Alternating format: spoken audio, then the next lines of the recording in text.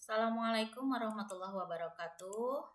Pada pelajaran IPA kali ini kita akan belajar tentang perpindahan panas atau kalor.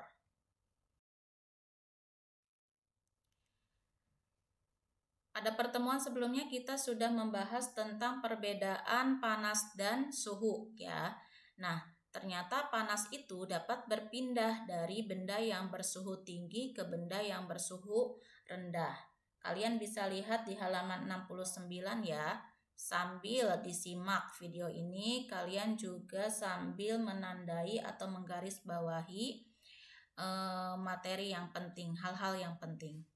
Oke, panas itu berpindah bisa melalui dengan 3 cara, yaitu dengan cara konduksi, konveksi, dan radiasi.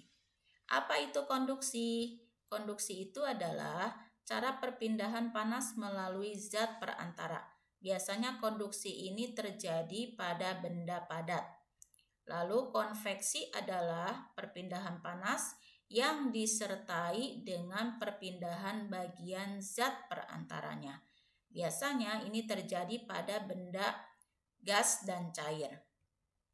Lalu radiasi adalah perpindahan panas dengan pancaran dan tidak membutuhkan zat perantara. Oke, kita akan bahas satu persatu. Yang pertama adalah konduksi. Mari kita perhatikan gambar berikut ini ya. Ketika kita memanaskan sebuah logam, sebuah besi, ujung logam yang ini kita panaskan, sedangkan ujung yang satunya kita pegang. Nah, ketika beberapa lama ujung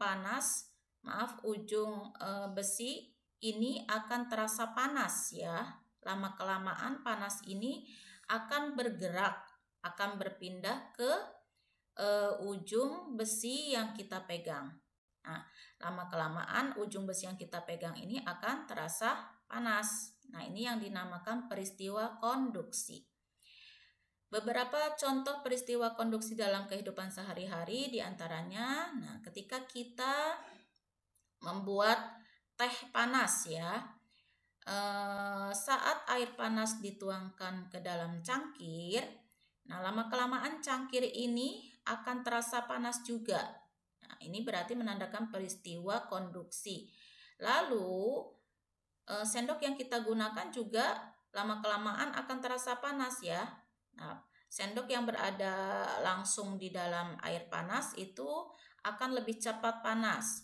Nah, ketika kita diamkan lama-kelamaan di ujung sendok ini juga akan terasa panas. Hal ini menandakan bahwa panas bergerak ya, panas berpindah, panas bisa berpindah.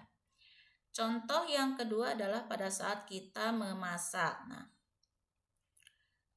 wajan atau panci ini kan terbuat dari logam ya, dan merupakan benda padat. Nah, logam ini bisa menghantarkan panas. Nah, panci yang terkena langsung dengan sumber panas yaitu api, lama-kelamaan akan panas ya. Begitu juga dengan spatula yang kita gunakan, spatula atau sendok yang kita gunakan. Ini lama-kelamaan juga akan terasa panas. Contoh yang berikutnya adalah peristiwa ketika saat menyetrika ya. Ketika kita menyetrika, panas yang dialirkan melalui listrik ini akan memanaskan elemen setrika yang ada di bawahnya. Nah, elemen setrika yang sudah panas ini bisa kita manfaatkan untuk merapikan baju. Contoh yang kedua adalah konveksi. Konveksi ini bisa kita lihat pada saat peristiwa memasak air atau merebus air. Nah, ini di sini api yang mengenai langsung cerek ya, dan air yang berada di dalam cerek, posisi air atau molekul air yang berada dekat dengan api lama-kelamaan akan lebih ringan ya molekul. Lalu ketika molekul air ini lebih ringan, maka dia akan terangkat ke atas, akan bergerak ke atas sehingga menggantikan molekul air yang masih ini yang masih dingin ya. Jadi molekul air yang masih berat di atas ini akan bergerak juga pindah ke bawah. Begitu seterusnya ya, diganti bergerak terus sehingga kita menjumpai pada saat air mendidih, pada saat air matang, kita akan lihat gelembung-gelembung di dalam air. Nah, itu menandakan pergerakan air, pergerakan dari suhu yang tinggi ke suhu yang rendah ya. Contoh konveksi juga bisa menyebabkan adanya angin darat dan angin laut. Nah, pada malam hari daratan itu lebih cepat dingin ya. Sedangkan di laut udaranya lebih cepat panas. Nah, lama-kelamaan udara yang berada di darat ini akan bergerak ke arah lautan, dan sebaliknya juga udara yang berada di lautan akan mengalir, akan bergerak ke daratan ya. Nah, peristiwa ini dimanfaatkan oleh para nelayan untuk berangkat melaut karena udara yang di darat akan bergerak ke lautan sehingga akan membantu nelayan untuk menggerakkan perahu lebih cepat ke lautan. Dan sebaliknya pada siang hari ini terjadi angin laut. Kenapa? Karena pada saat siang hari angin yang berada di lautan itu akan lebih cepat dingin ya, sehingga lama-kelamaan angin ini atau udara ini akan bergerak ke arah daratan. Oke, sehingga hal ini dimanfaatkan oleh para nelayan untuk pulang dari melaut. Yang ketiga adalah radiasi. Radiasi ini adalah perpindahan panas melalui pancaran. Nah, contohnya ini ya.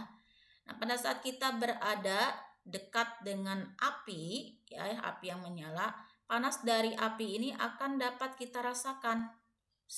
Tubuh kita akan terasa panas ketika berada di sekitar api tersebut. Contoh peristiwa radiasi dalam kehidupan sehari-hari adalah pada saat kita pramuka berkemah lalu kita membuat api unggun. Nah, kita berada di sekeliling api unggun tersebut untuk menghangatkan tubuh kita. Jadi pancaran dari api unggun ini akan terasa oleh tubuh kita. Kemudian contoh berikutnya adalah dari pancaran sinar matahari. Nah, pancaran sinar matahari ini akan terasa oleh tubuh kita ya, terutama pada siang hari. Panas matahari itu akan terasa langsung oleh tubuh kita. Nah, ini pancaran sinar matahari ini merupakan salah satu contoh peristiwa radiasi.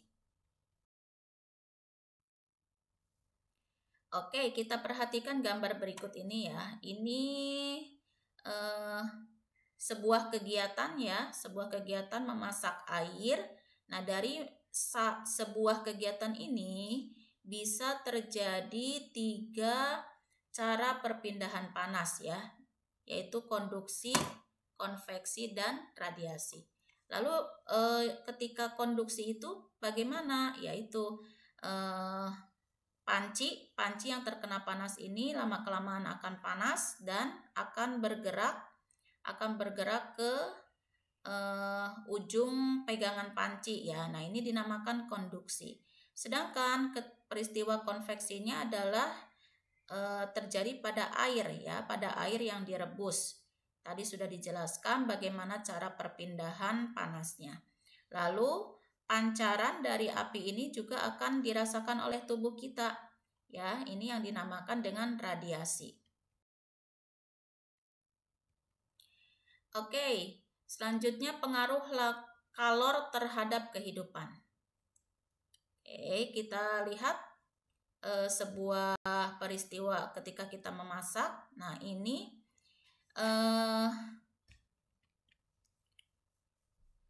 wajan atau panci yang kita gunakan ini kan terbuat dari logam. Nah, logam ini merupakan benda yang bisa menghantarkan panas dengan baik ya. Artinya, logam ini bisa cepat menghantarkan panas. Nah, ini dinamakan dengan konduktor.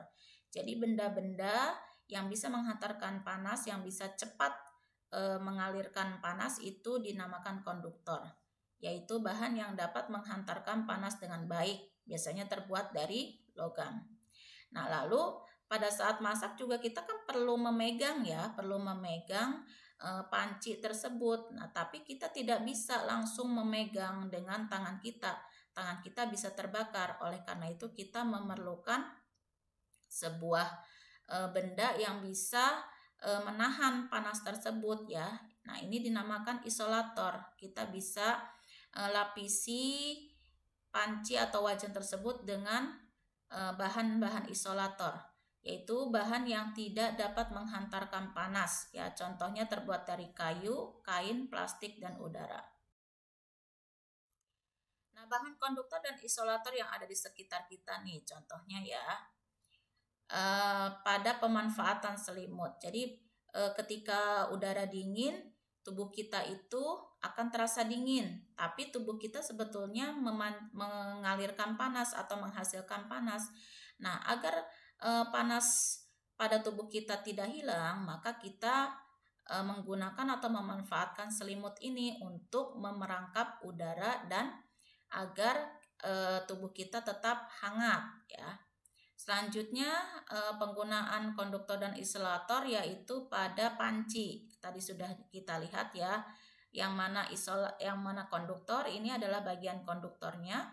Lalu ini yang terbuat dari plastik adalah bagian isolatornya.